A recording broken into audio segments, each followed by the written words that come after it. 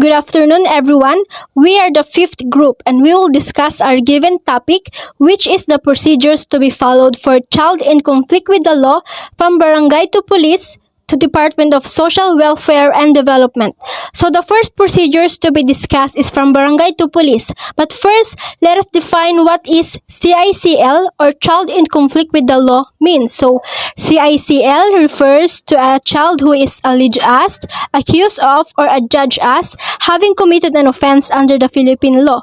Example of CICL are children who are accused of committing theft or robbery, physical injuries, malicious mischief, rape, or murder. But if the CICL has committed a serious offense like parricide, murder, infanticide, destructive arson, or offenses under Republic Act No. 9165, or also known as Comprehensive Dangerous Drugs Act, punishable by more than 12 years of imprisonment and others, shall immediately refer to the WCPD or Women and Children Protection Desk. Take note that in the barangay level, a child became in conflict with the law once a child is taken into custody by the barangay because the child is accused of having committed an offense under the Philippine law. So the child is already considered a CICL. So when is a child a CICL? So first, if a child is brought by store owner to the barangay because the child allegedly stole food from the store, so the child is already a CICL from the time the store owner apprehends the child. So second, if a child is brought by the store owner to the barangay because the child appears to be lost and cannot find his parents, the child is not at CICL. Third, if the store owner thinks he saw a child steal something from the store but does not report the child to the barangay, the child is not a CICL. Lastly, if the barangay tanod took custody of a child who is at the store around 11 p.m., past the 9:30 p.m. curfew time imposed by the barangay, the child is not considered a CICL under the RA 9344. So, a violation of a curfew ordinance is not an offense under the Philippine law. However, the child may be considered a CAR or child at risk. What should the barangay do upon apprehending or taking custody of the CICL? So we must remember the code id/x/reg/in, and all these steps to be done within 8 hours from apprehension of the CICL. So immediately upon taking the CICL into custody, the barangay official must first identify self to the CICL. So what's the proper way to identify yourself to the CICL upon initial contact? So first, introduce yourself as ate or kuya to the CICL. Second, mention your role in the barangay. For example, ako ay tanod dito sa barangay 143, something like that.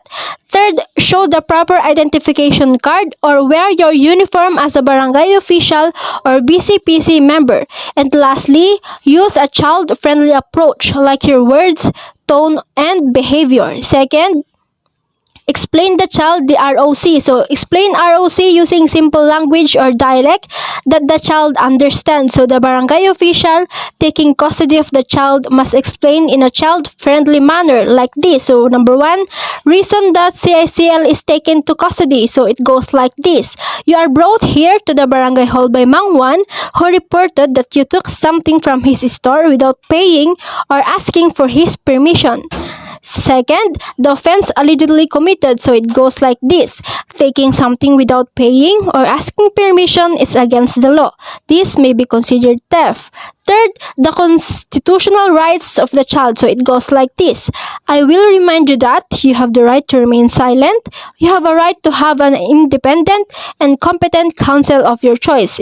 So something like that. So number 3, register in CICL logbook. So the key data or information must be obtained from the CICL for purposes of registration in the CICL logbook must contain the name of a child, address of the child, date and time of intake, offense allegedly committed, and the name of parents or guardians and their contact details. Take note that upon getting the name of the CICL's parents or guardian, inform them of the incident and advise them to go to the barangay station or to the place of incident. What if the parents or guardian is not available or cannot be reached? So note in the intake form that the parents or guardian is not available or cannot be contacted, and soon after inform the LSWDO of such fact. So as an added measure to protect the child, inform any person who may have to assist the child or later care for or take temporary custody after the intake in completed. So some of these persons may include relatives of the child. So what if the child does not have any parents or guardian? Note in the intake form that the child may be neglected or abandoned, and immediately inform the LSWDO of the fact that the CICL does not have any parents or guardian taking care of him or her, and if the child is unable to communicate or refuse to give his or her name, just gather the information needed for the registration from other people who may be present and immediately contact the social worker to obtain assistance in communicating with the child, because even if the child refused to admit any involvement in the alleged offense committed, still indicate in the intake form the supposed crime or offense attributed to the CICL for the purpose of completing the case record. Remember, when taking custody of the child, it is strictly prohibited to use of instruments of force or restraint, unnecessary violence or force, vulgar language, sexual advances on child, and torture. The barangay must establish a communication and coordination system to facilitate the handling of CICL cases and also ACAR cases with LSWDO and other DSWD officials in the region, Public Attorney's Office, local health officers, WCPD of the Philippine National Police, and Regional Juvenile Justice and Welfare Council. The barangay must also have an established network with school officials within the barangay, NGOs assisting children, and faith-based organizations, because knowing them ahead and establishing a network with them will help the barangay in implementing the law more easily. So CICL and the fourfold role of barangays plays an important role in 4 case areas concerning CICL. So first, taking custody of the CICL, assisting in determining where to turn over a CICL who acted without discernment, and in implementing the child's intervention program, conducting diversion proceedings, and assisting in implementing the diversion program for CICL with discernment. Lastly, preventing children to be at risk and to run in conflict with the law. When is there initial contact with the CICL? So there is initial contact once a barangay official, BCPC member, or private citizen apprehends or takes into custody a CICL for allegedly committing an offense. So where to bring the child after apprehension? The barangay official, tanod, or BCPC member will bring the CICL to the barangay station for initial investigation. But if at point of initial contact, the barangay determines that circumstances require urgent police assistance, for example, there is an extreme violence, the barangay can bring the child directly to the police station. When should you immediately refer the CICL's case to the police? The barangay personnel who took custody of the child is highly advised to immediately refer the CICL's case to the WCPD upon learning that the child is being exploited by adults when the offense was committed. Second, it is a repeat offender. Third, above 15 years old and the penalty of the offense committed is more than 6 years. Lastly, it is committed a serious offense. Remember, CICL is above 12 years old and committed a serious crime. Second, CICL is above 12 years old and is a repeat offender who has previously undergone an intervention program. Third, CICL is dependent, abandoned, neglected, or abused. Safety of CICL is in danger if it released to the community. If none of the above circumstances are present, then the child may be released to the parents or guardian, and the child will undergo a community intervention program. Good afternoon, everyone. This is the continuation of the first video, and I will discuss the procedure and apprehending a CLC case to the police. Police officer shall take note that the physical custody of the child shall be turned over to the appropriate persons or agency as provided in Section 5 to 4 within 8 hours after initial contact. Remember the code Form OA plus mid-TR. So in the formal way, the barangay can proceed to the initial interview by taking the statement of CLC and filling out the intake form. Note, if the CLC is taken in because of complaint or report of the private citizen, the barangay must ask the complaint to fill out the complaint form. In the mid-TR means what? Number 1, make sure the child is taken to proper medical and health officer for the medical exam and turn over the proper party within 8 hours. Second, complete the report on the initial investigations. Procedure and apprehending a CLC. The following procedure shall be observed in conducting initial contact. The apprehending officer shall identify himself or herself to the child and shall introduce himself as a kuya or ate. The child and show her proper identification card as a police officer. If the apprehending officer is wearing a vest or a jacket while in uniform, she or he shall show his nameplate or badge to the child. If the apprehending officer is a civilian clothes, he or she shall show her identification card.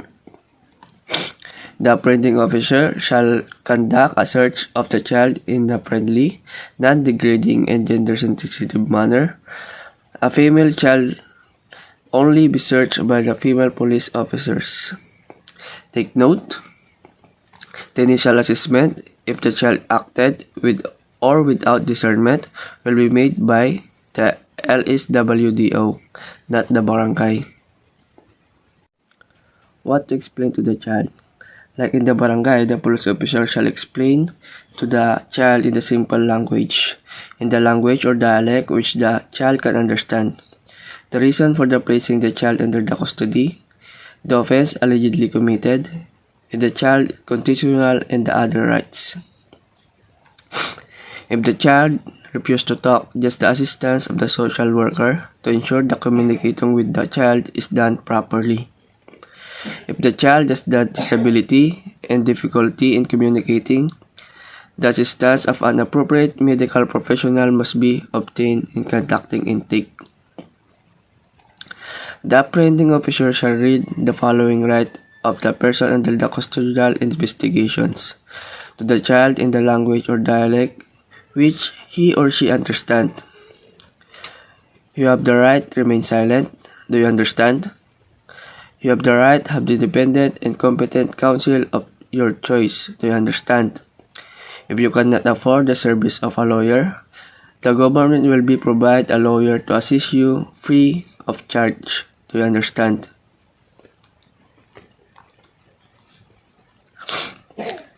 Anything you say will be used against you in any court of law. Do you understand all these rights?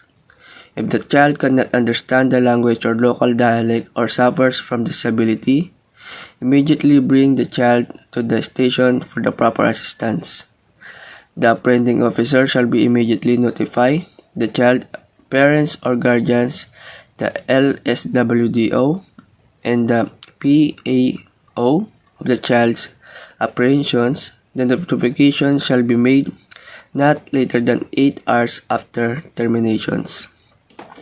Remember, the apprehending officer shall be prevent any possible violence or injury that may be inflicted against the child by any persons, including the victim or the complaint, from the time the CLC is taken into the custody.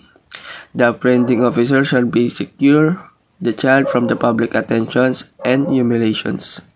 Take note, if the CLC resists apprehensions, the apprehending officer may use reasonable force to take into the custody, but if the best interest of the CLC warrants it, the apprehending officer may be called for his unit assistance in apprehending the child. The apprehending officer shall be state clearly that the CLC is involved. Good day, ma'am. Good day, buddies. I am Junaida B. Dilim, and I am discussing about the procedures to be followed for child in conflict with the law from barangay to police if it's applicable to Department of Social Welfare and Development. First that I must discuss is the Republic Act number 9344 or the Juvenile Justice and Welfare Act of 2006. It is the milestone in addressing the issues on children in conflict with the law in the Philippines. It provides a paradigm shift from retributive to restorative justice, which give emphasis on making the CICL accountable for the act committed and rehabilitating the CICL rather than punishing him or her. So why they are created the Republic Act number 9344? The reason why they created the 9344 is that for the protection of children and youth physically, morally, intellectually, and socially against any prejudicial act that may endanger them, especially in terms of legal proceedings. Under the Section 16 of the law provides that all local government units shall appoint duly licensed social worker to assist the CICL. So this guideline is intended for the social workers by the following. First, the DSWD. Second is the CMSWDO. Third is the PSWDO. And last, the DSWD licensed and accredited non-government organization or the NGOs. So, as you can see, those are the objectives that shall guide the social workers in handling and managing the cases of the CICL. And so those are the procedures for the CICL 15 years old and below. First is the CMSWDO shall conduct an assessment on the circumstances and needs of the child as basis in determining immediate actions to be done. So it means that the social worker handling the CICL should not be the same social worker handling the victim if the latter is minor. If there is no available social worker in the city or municipal SWDO who could handle the case of the victim, this case shall be referred to the PSWDO or the DSWD licensed and accredited NGO social worker. The case may also be referred to DSWD, but this course of action should be the last resort. So the CMSWDO handling the CICL whose residence is outside that jurisdiction of the LGO where the offense is committed shall facilitate the turnover of the case to the LGO where the CICL resides. The following document shall be forwarded to the receiving LGU. So first is the initial statement report, the CICL's medical certificate, the other documents related to the apprehension of the CICL like police report, and the documents which prove that the CICL is 15 years old below like the birth certificate. If any of the following is present, the CMSWDO shall immediately file in the Court of Petition for involuntary commitment. So ano nga ba ang involuntary commitment? It refers to a child who is the DSWD finds to be abandoned, neglected, or dependent by his or her parents or guardian and is ordered committed to the care and custody of the DSWD centers or institution or to a licensed or accredited child caring placing agency or individual. And second, the CMSWDO shall prepare a social case study report or the SCSR not later than 2 weeks from the date the CICL was turned over to his or her office. So the CSSR shall be the basis for implementing appropriate interventions. So in coming up with the interventions programs, the social worker should always consider the needs and the situation of the CICL and his or her family. So the examples of intervention program is the counseling, the life skills training, the support services to parents or guardians like parent effectiveness, service, livelihood program, livelihood skills training. So those are the examples of intervention programs. And also for a CICL placed in a DSWD institution or the DSWD license accredited in the NGO institution, the center social worker shall develop together with the CICL an appropriate intervention program. So let's proceed to number 3. The CMSWDO shall implement an intervention program with the child in coordination with the Barangay Council for the protection of children of BCPC School, Sangguniang Kabataang Council, existing support organization, and community volunteers. It means that the suggested time frame from the provision of intervention program is 6 months to 1 year. Take note, 6 months to 1 year. So number 4, the CMSWDO shall monitor the child's compliance and response to the intervention program. She may be mobilized to support instructions to Example, visiting the CICL and his or her family at their residence, and also interview the neighbors, teachers, classmates, and significant about the status of the CICL's behavior progress. So as part of monitoring, the CMSWDO shall also require the CICL and his or her parents to report office at least once a month. Number 5, the CMSWDO shall assess whether or not rehabilitation goal has been achieved.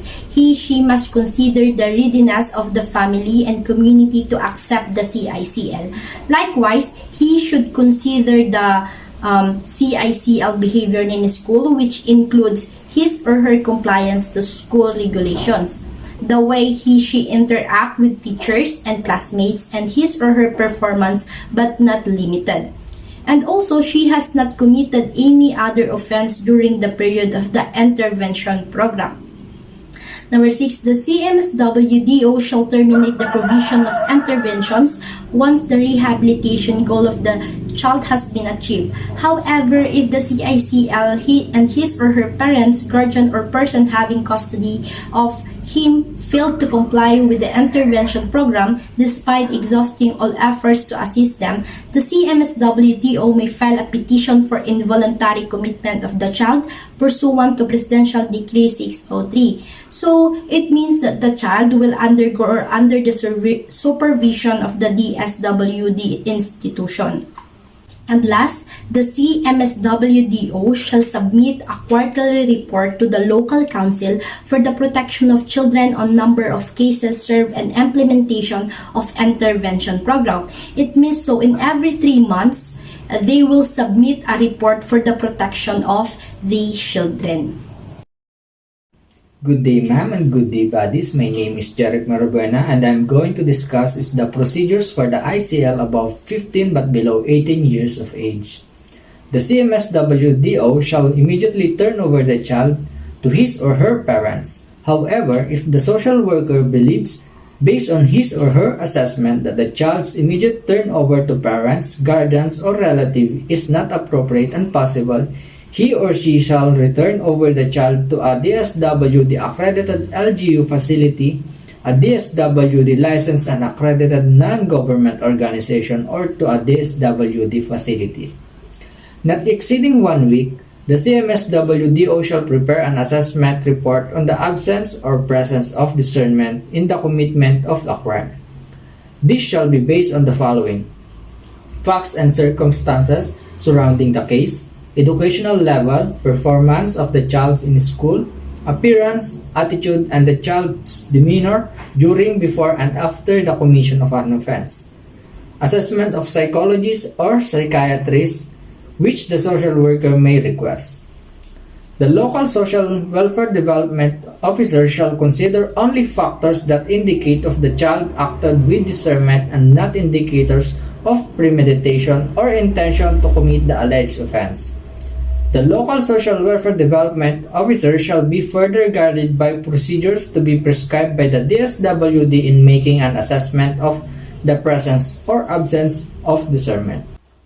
Third, the CMSWDO shall submit the assessment report on the presence or absence of discernment to the referring law enforcement officer. If the CICL has acted without discernment, the CMSWDO shall manage the case of the child similar to that of the case of a CICL who is 15 years old or below. If after consideration of the initial assessment that the child who is above 15 but below 18 years of age acted without discernment, the law enforcement officer refers the case of the child to the local social welfare development office for intervention and has the duty to immediately release the child to the custody of his or her parents or guardians, or in the absence thereof, the child's nearest relative, or to those listed in, to determine the appropriate intervention and prevention programs for the child. Number 5, if the CMSWDO has found that the CICL to have acted with discernment and the crime committed is victimless, with an imposable penalty of not more than 6 years of confinement or imprisonment, he or she shall determine whether or not a diversion is appropriate and desirable by considering the following: nature and circumstances of the offense, frequency and severity of the act, circumstances of the child, example, maturity and intelligence, weight of evidence against the child, safety of the community, and best interest of the child. If diversion is inappropriate and undesirable, the CMSWDO shall issue a certification to this effect and refer the case to a prosecutor. If diversion is appropriate and desirable, the CMSWDO shall meet with the child and his parents or guardians to develop an appropriate diversion program. In coordination with the BCPC, the Sangguniang Kabataan Council, teacher if the CICL is enrolled, faith-based group, and non-government organization if available. For example of diversion programs is counseling for the CICL and his family, attendance to trainings, seminars, and lectures on anger management, problem solving or conflict resolution, and values formation, among other life skills trainings. However, if the CMSWDO cannot obtain the consent of the CICL and his parents or guardians to a diversion contract, he shall refer the case to the prosecutor. When agreements have been reached, the child and his parents, together with the social worker handling the case, shall sign a diversion contract containing actions to be undertaken by all parties involved.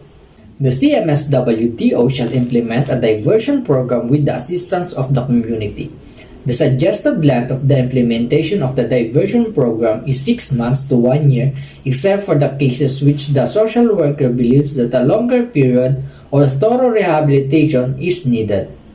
The CMSWDO shall monitor the compliance of the CICL and his parents to the diversion contract by way of visiting the CICL and his family at least once a month and more frequently as needed. Visit to school if the CICL is enrolled or to his place of work if employed. CICL and his parents reporting physically to the social worker at least once a month. And lastly, if the CICL fails to comply with the diversion contract, the CMSWDO shall certify that there is a failure to the contract and refer the case to the prosecutor. For CICL who is above 15 but below 18 years old who committed the crime with victim. So it means that after the initial contact to the CICL, the local social welfare development officer is in charge in determining if the CICL acted with or without discernment. So if the CICL acted without discernment, the child will be released and undergo intervention. But if the CICL acted with discernment, it's either diversion or prosecution. Under the diversion, the CICL and his parent together with the victim will try to resolve the conflict in alternative to formal proceedings. If hindi magkasundo ang both parties, the case of the CICL will be referred to the prosecutor. That's all, ma'am. Thank you.